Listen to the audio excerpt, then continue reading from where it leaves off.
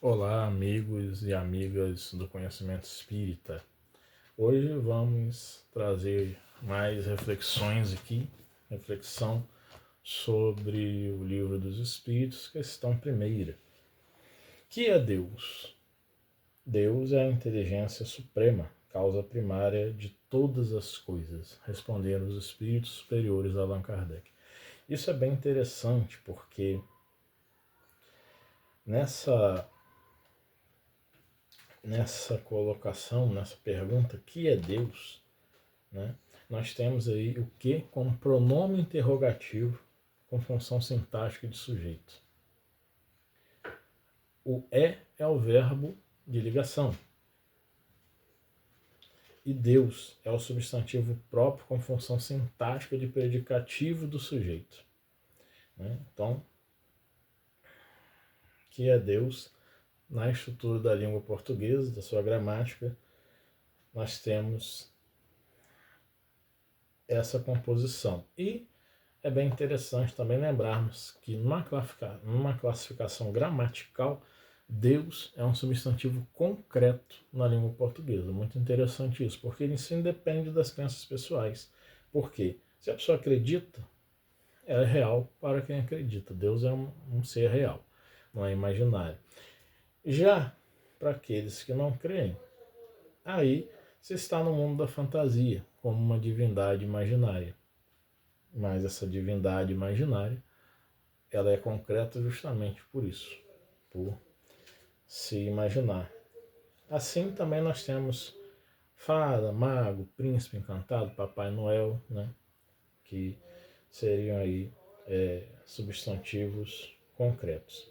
E que é Deus nos traz também a questão de que Kardec não pergunta como nos catecismos, né, das mais diversas religiões cristãs, né, denominações cristãs. Quem é pessoalizando Deus? Ele coloca que é, né? Que sujeito é esse? Deus. Que ser é esse? Né? Que qualidades, que predicados tem esse sujeito? E aí nós vamos ter, né,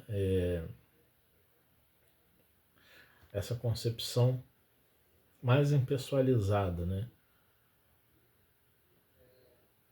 Não sei se poderíamos colocar próxima à concepção spinoziana. E na resposta, Deus é a inteligência suprema, causa primária de todas as coisas, né? É algo totalmente aí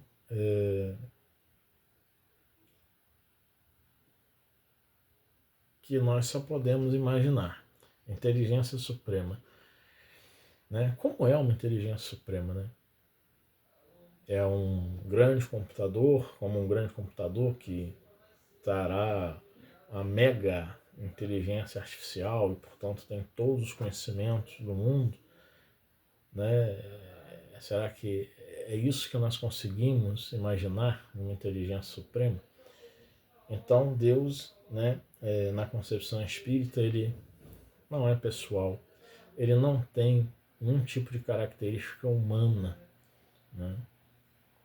Não tem nenhuma forma, né? Deus é incorpóreo, Deus é imaterial. E todas as qualidades, mesmo as bondosas que nós viemos a colocar em Deus, são qualidades humanas. Né?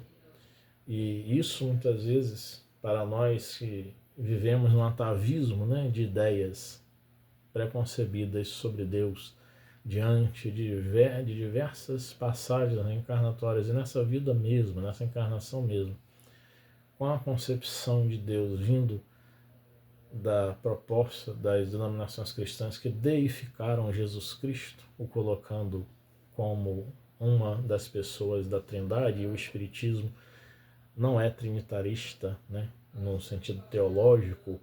A teologia espírita, ela não é trinitarista, isto é, não se crê na Santíssima Trindade, em que Deus, Pai é Deus, o Filho é Deus e o Espírito Santo é Deus. Não, no Espiritismo não é isso. No Espiritismo, nós espíritas somos unitaristas, né?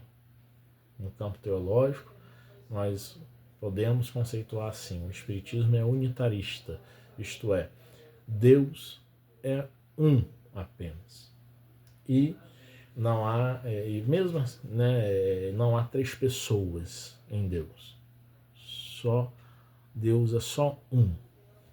Né?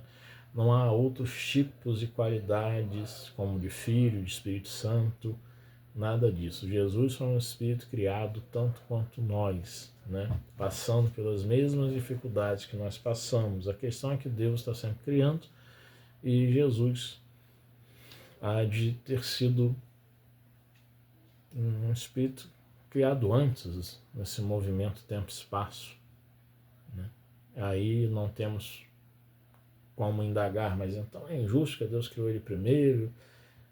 Bom, são questões que nós podemos estar debatendo no campo das ideias, sim, né? Se isso foi justo da parte de Deus ou não. Né? E também nós precisamos estar colocando que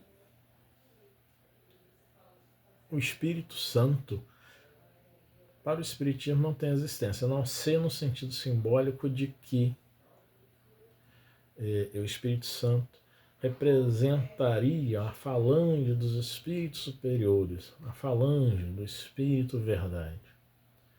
Poderíamos colocar assim, mas para não haver confusão, não haver dificuldades, é melhor que nós nem usemos a expressão Espírito Santo, porque nós temos muito atavismo, né, que catoliciza, né, muitas vezes o Espiritismo. E isso gera confusão, isso não é interessante. Né? As pessoas ficam confusas, né, com determinados tipos de termos e que acabam por se confundir. Por isso que eu, particularmente, os espíritos explicam que a expressão anjo de guarda, para se referir aos espíritos guias, os espíritos protetores, né?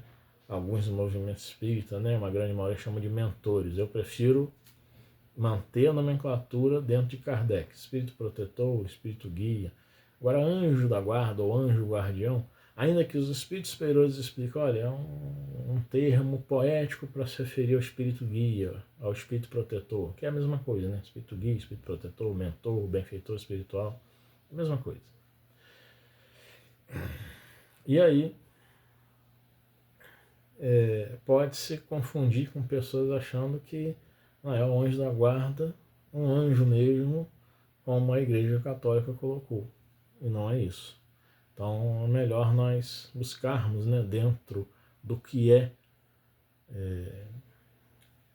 conceito, nós usarmos as terminologias adequadas para que a palavra revele por si mesma o que nós estamos querendo dizer.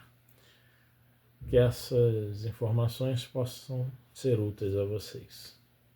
Fiquem em paz.